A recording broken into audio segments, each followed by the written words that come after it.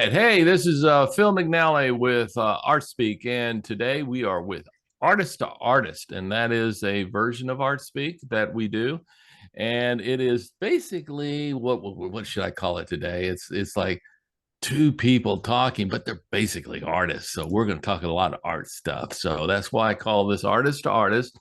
Today we have another guest.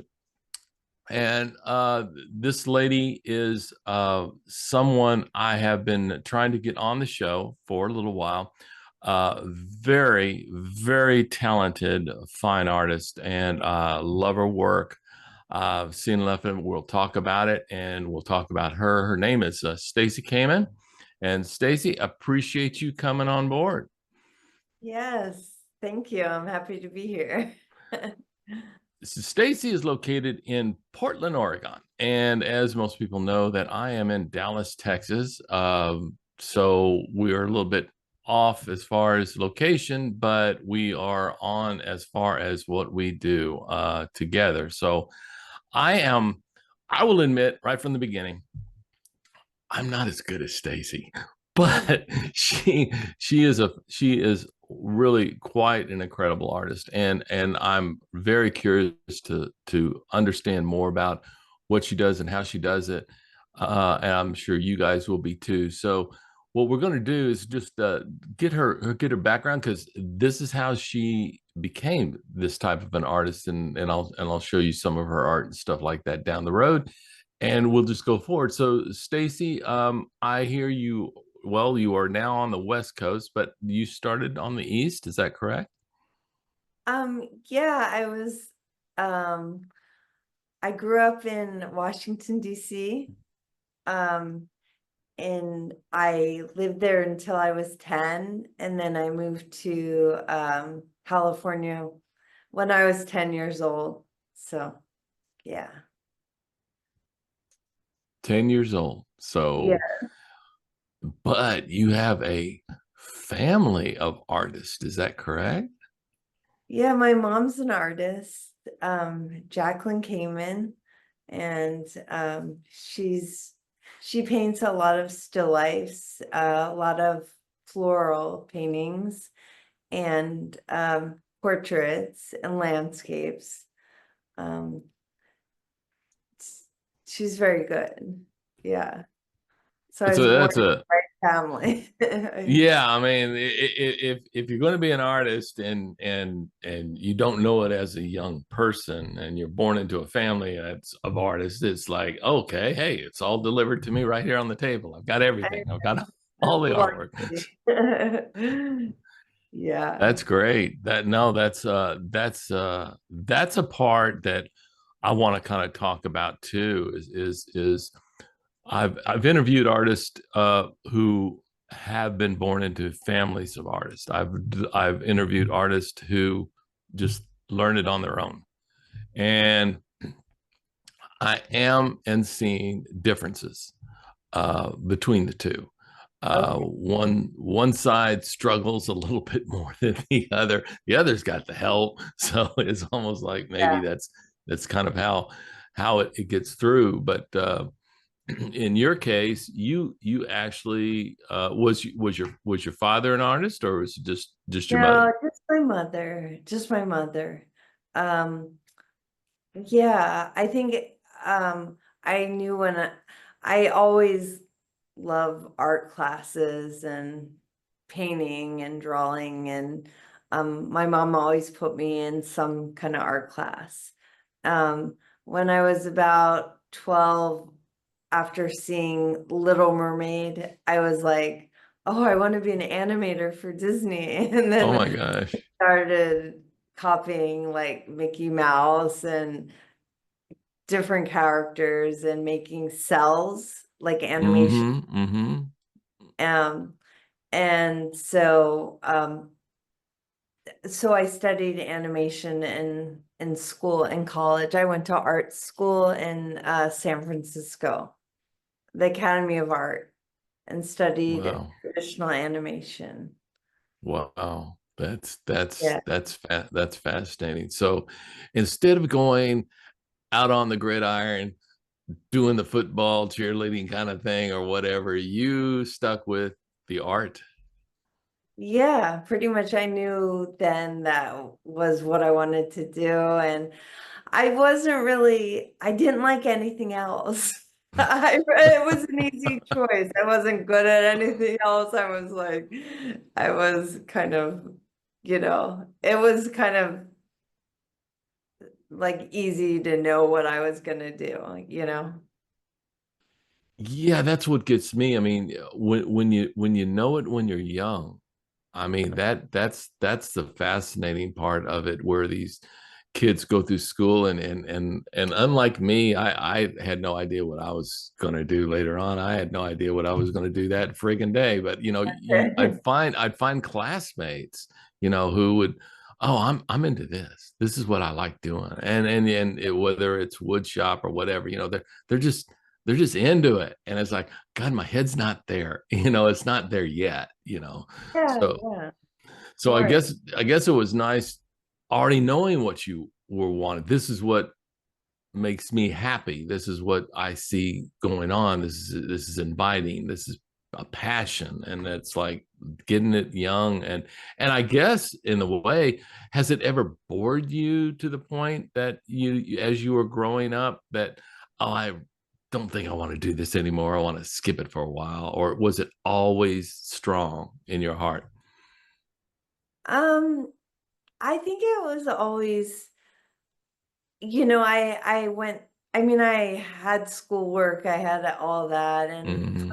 like, I did sports and stuff, but I think it was just something I didn't feel like I had to do, but I wanted to do. It was just, um, I was, you know, instead of watching TV or something else, I would be like in my room painting or sketching or, when I was bored. That's cool. That's cool because I found myself in the same scenario in school, uh, not knowing what I wanted to do, like I said, but I tended to sketch, in detention, unfortunately. Yeah, yeah, totally. I got nothing else to do that, like, I can get away with it here. So I got into 10. What am I going to do? Okay, I'm going to sketch. I'll sketch this. I'll sketch that. Okay, that's kind of cool. And it was like, okay, well, I never looked at it saying, well, take it further, take it farther. And there was no teacher or counselor, which I wish there was, that said, hey, you do have a talent. let's Uh-huh. let's move that talent forward and say, hey, well, try this class, try that class. And it's like, I know it's all self-inspired kind of a thing. And yeah, so you took the sketchbook a lot and said, I'd rather be doing this than hanging out with the guys or the girls or whatever, just go down this Yeah. road. Yeah. So that gets me to a point of what I find with most artists is that would you consider yourself somewhat introverted?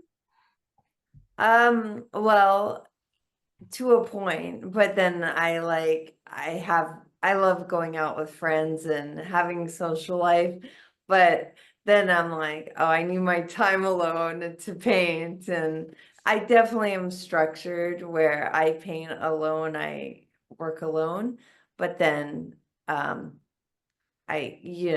being an artist, you definitely need to have that structure. Give Mhm. yourself a structure. Like I paint like normal person works, like these hours, and then I can do whatever I want in the evening because I paint during with the daylight, so that kind of helps me.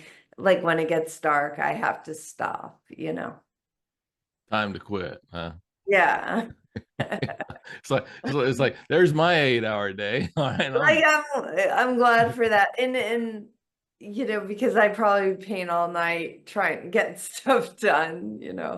oh yeah. And unfortunately for me, my scenario was that as I've gone through detention in high school and did some college and stuff like that, and I had pockets where I found myself painting a little bit and then stopping and going doing normal people stuff.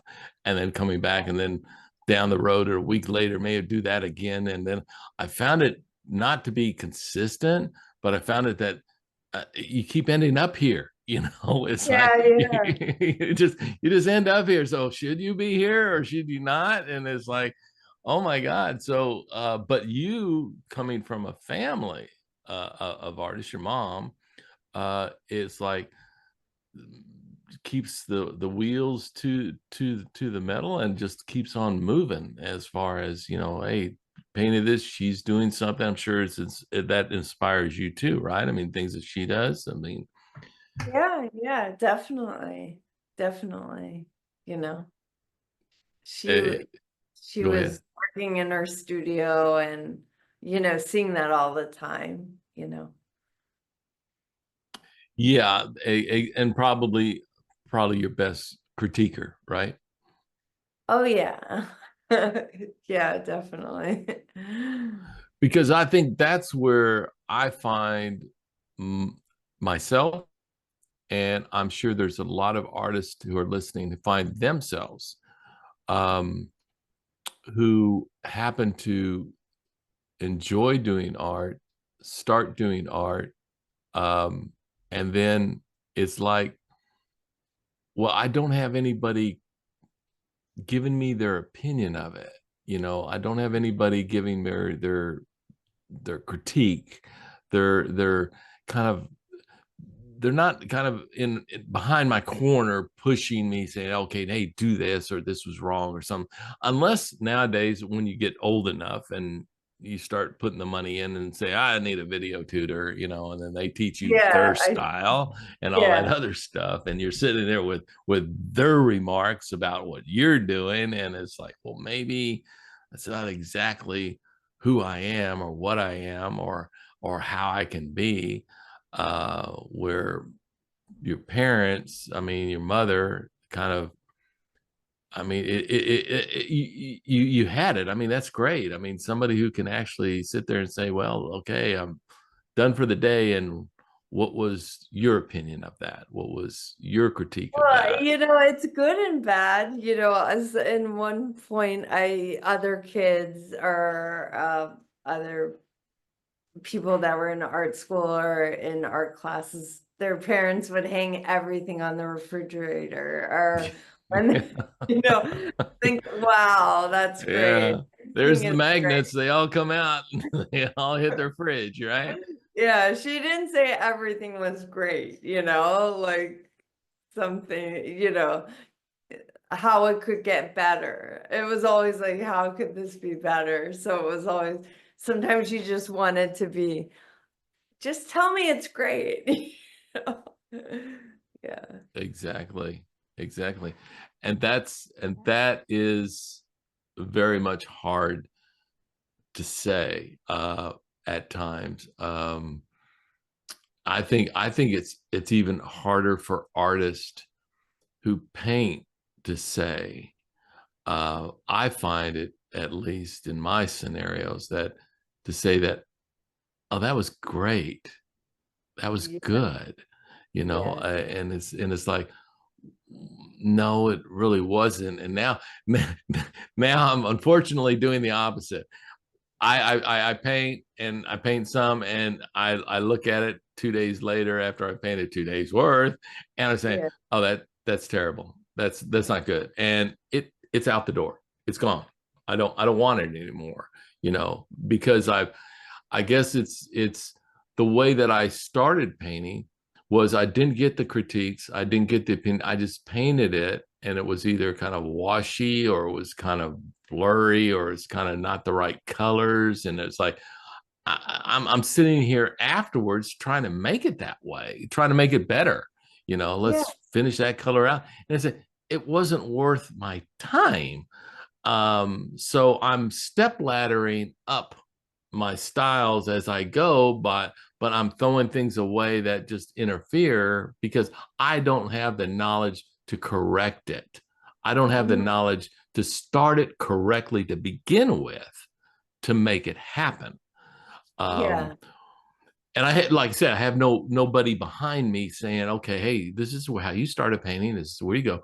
So my background has been mostly technical. I'm pretty heavy tech, but that helped me through Photoshop and some other things. But it didn't help me through what kind of brushes do you use, what kind of paints do you Yeah, use, how do yeah, you start a canvas, how do you constrain it, how do you proportionalize it, how do you composite it, how do you put it together, and then yeah. how do you paint it? You know, that's that is where my journey has been. Where yours, I can see from a family standpoint, is kind of just the opposite in a way. You've had someone to lean on that showed you and then put you through schooling and put you through Yeah, efforts to very lucky. get you put your head together straight early on to say, now I can paint.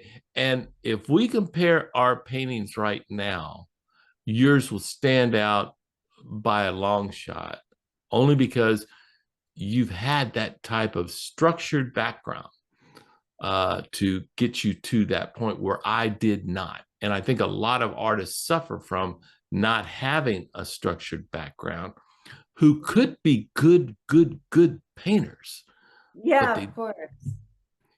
So Yeah. give me your 2 cents on that.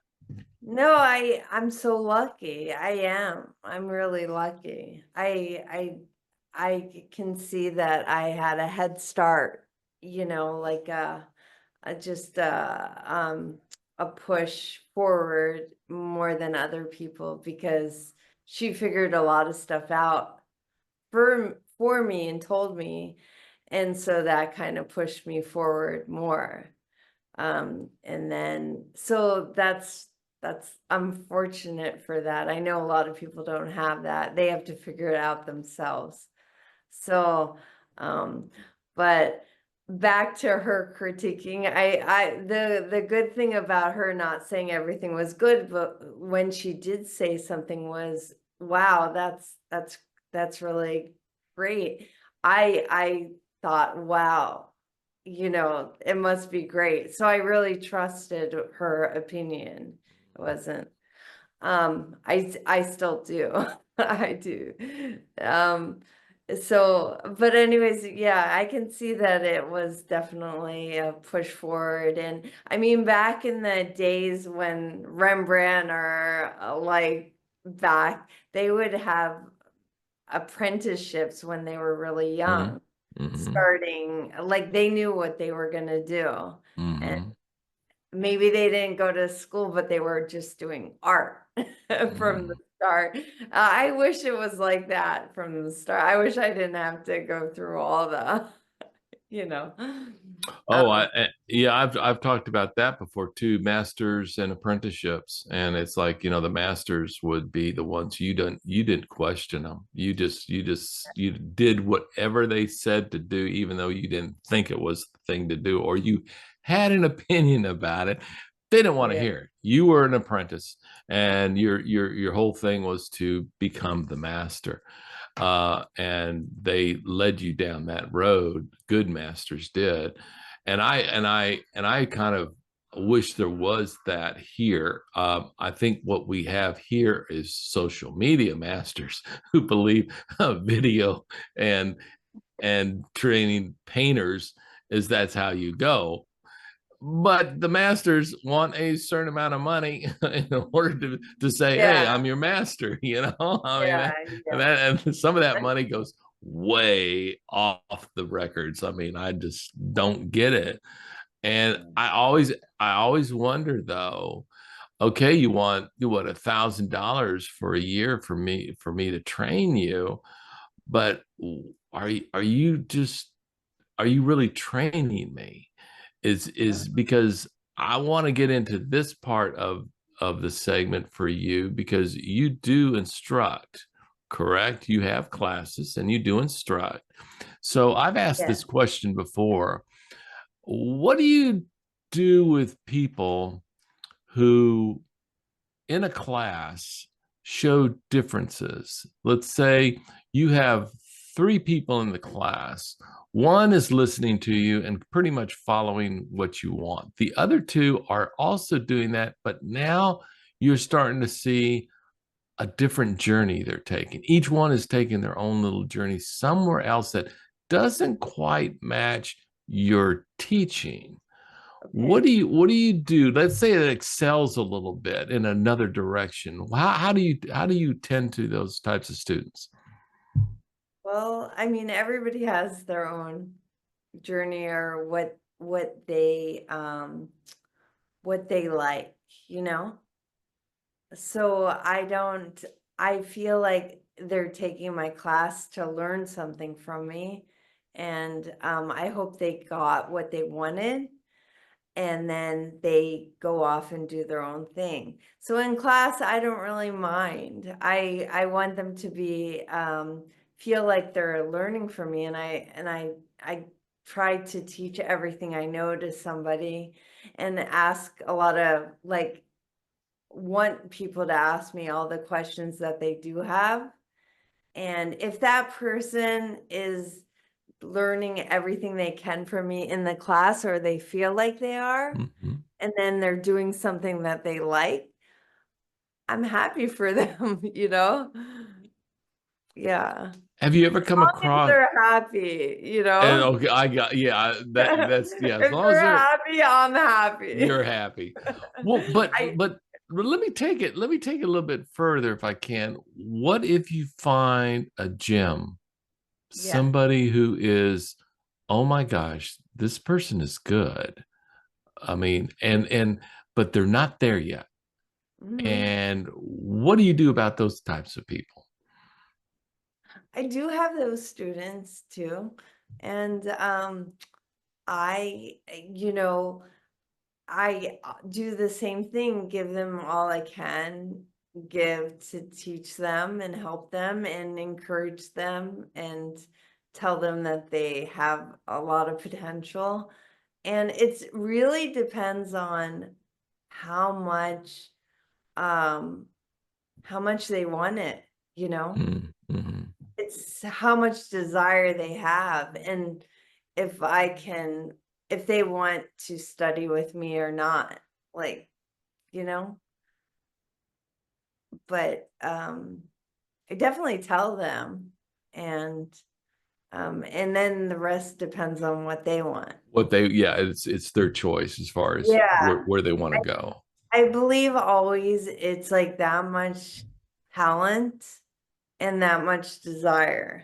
Mm, You have to put in the work and not give up, and you're gonna have 100 bad paintings and one good painting. Like, uh, you know, 100 bad paintings, one good. or I No, no. I put mean, in no, your mind, no. I mean, no. On me, it's on my easel because that's exactly what happens with me. I get. My gosh, I tell you, the painting doesn't work. Nope, it's out. Another painting up, doesn't quite hit it. That it's kind of off to the side, not completely out. Yeah, Here's another painting. Da da da da. Oh, and me then the one. too. But Yeah, it's it's like always oh, it happens to you too, huh? but it's a struggle. I feel like if you I'm always wanting more. And Yes, then and yes. then I get to the point where there's that one painting that I got what I wanted, and Mm-hmm. it was more than I could achieve before. And then that's when I'm like, wow, I'm happy. And then I'm happy for a while, and then I want more. And then there's Mm. a struggle to get that more. And then, finally I get it, and then I'm happy for a while, and then I want more. Exactly. So That's an that's artist. how you know you're getting better, when you stick through the struggles. Well, art is to me, I'm defining it from the artists that I do podcasts. I'm defining that it is a struggle for them all. I had one artist on, and he was he was quite interesting because we put an art piece of art up on the YouTube, and we talked about it. And I started asking him, "How did you get that piece there. It was some sort of in California off a coast, one of the main coasts, and it was his color, it was his lighting, it was just everything just worked on this painting. And I asked him specifically on a part of that painting. I said, "How did that come across in your mind? Where did you?" And he just literally said, "I have no idea. Oh. Just I don't know how I don't think I could ever replicate it if I even tried. It was just one of those Yeah. things that was just there and it just happened and it was great." So when you say I want more, and then the next time you come back, I want more, I believe, quite frankly, I believe that sometimes you can't get that more because it was never well defined enough to say, yeah, I can do that again. It came from a passion, a heart within yourself, and it was just a moment.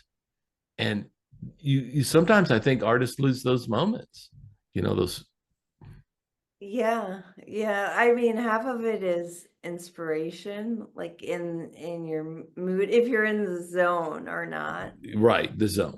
But also, I think that I go in and out of the zone, and then when I get out of the zone, I stand up and look at my painting. I evaluate like what's working, what's not working.